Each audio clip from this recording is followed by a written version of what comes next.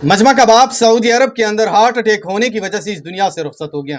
और उसके बाद मजमा हमेशा अपने माँ के साथ घर में अकेली रहती थी, यानी घर में सिर्फ एक माँ और मजमा रहती थी। और मजमा बाहर बाजार में जाकर लोगों के शूज पॉलिश करती थी और कभी कभी कुछ सामान सेल करती थी, लेकिन घर का गुजारा उसका चलता था। उसके बाद 6 महीने ही गुजर गए थे कि उसकी माँ भी जांबरदार ना हो सकी और वो भी इस दुनिया से रुखसत हो गई।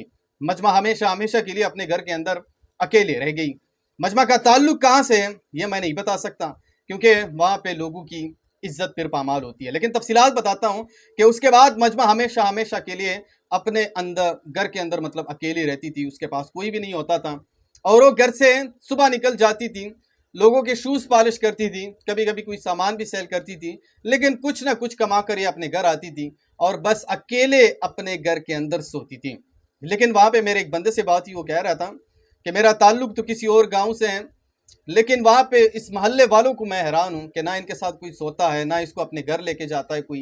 उसका कहना था कि मजमा जो थी उसकी उम्र बहुत ज़्यादा छोटी थी, क्योंकि वो उम्र से भी इतनी ज़्यादा बड़ी नहीं थी और बेचारी को डर लगता था अपने घर के अंदर अकेला रात के अंधेरे में।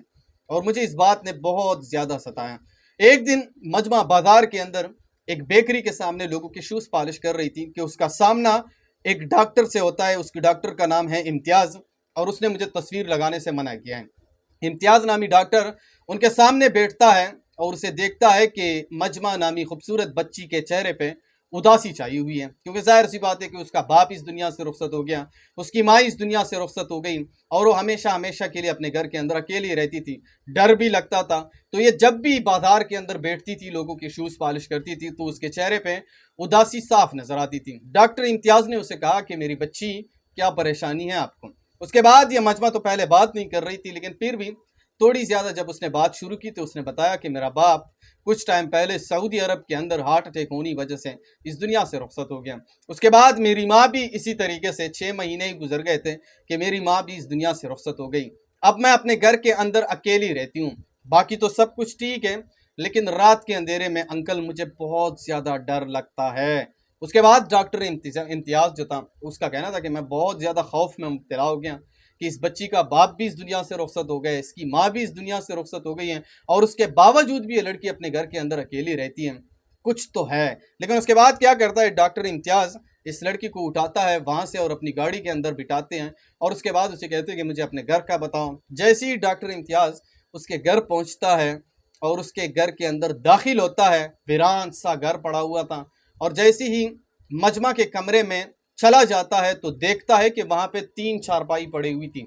यानी एक चारपाई पे मजमा के बाप के कपड़े, यानी मेरा बाप मेरे साथ लेटा हुआ है, दूसरे साइड के चारपाई पर माँ के कपड़े, यानी माँ मेरे साथ लेटी हुई है, और बीच में से मजमा लेटती थी। अल्लाह अकबर। उसके बाद जैसे ही डॉक्टर ने सारा सूरत हाल देखा, वो चीख चीख कर रोने लगा और उसने कहा कि अल्लाह हमें माफ़ कर दो, हम बहुत ज़्यादा गुनहगार हैं। और उसके बाद क्या करता है डॉक्टर, इसी मजमा को हाथ से पकड़कर अपने घर से निकाल कर अपने गाड़ी के अंदर बिठा लेता है और उस मोहल्ले वालों को कहता है कि आप लोगों के ऊपर अल्लाह का अजाब नाजिल होगा। और उसके बाद वही डॉक्टर मजमा को हमेशा हमेशा के लिए अपने साथ लेकर रवाना हो जाता है। अभी अगर मैं बता दूं तो मजमा ने पहले 2 महीने इस्लामाबाद के अंदर गुजारे, जहाँ पे उसने आला तालीम, आला मयार की ज़िंदगी, और उसके बाद जो डॉक्टर था इम्तियाज़, वो हमेशा हमेशा के लिए बरतानिया यानी यूके शिफ्ट हो गया है और उसने अपने साथ मजमा को भी शिफ्ट कर दिया है।